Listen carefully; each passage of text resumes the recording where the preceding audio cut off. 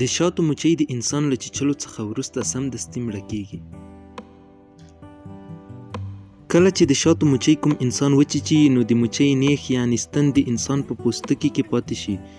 د تېښتې په هڅه کې د مچۍ کولمې هم د باندې راوځي او له دغه کبله مچۍ خپل ژوند له لاسه ورکړي. د ساينس په وینا د مچۍ مړه کېدل هم د قرآن په حقانیت باندې دلالت کوي، ځکه چې د چیچلو په وخت کې د انسان له وجود څخه امراض د نیغ له لارې د مچۍ خېټې ته داخل شي. که چیرې مچۍ ژوندۍ پاتې شي نو له مچۍ څخه انساني میکروب شاتو ته انتقال کیږي، لکن الله جل جلاله د مچۍ په مرګ باندې دغه عجیبه نظام چلوي او شات له انساني میکروبونو او امراضو څخه ژغوري، ځکه چې شاتو ته په قرآن کې د انسانیت لپاره شفا ویل شوې ده.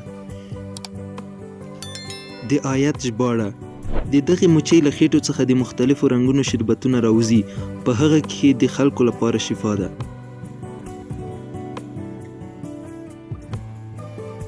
ډیره مننه چې د دې ویډیو تر پای پورې مو زموږ ملتیا وکړه. که مو له داسې ډول ویډیوګانو سره مینه وي نو زموږ یوټیوب چینل در سره سبسکرایب کړئ، د زنګ بټنه فعاله کړئ ترڅو زموږ له نوي ویډیوګانو څخه خبر شئ. تر بلې ویډیو پورې ښې چارې او ښه ژوند.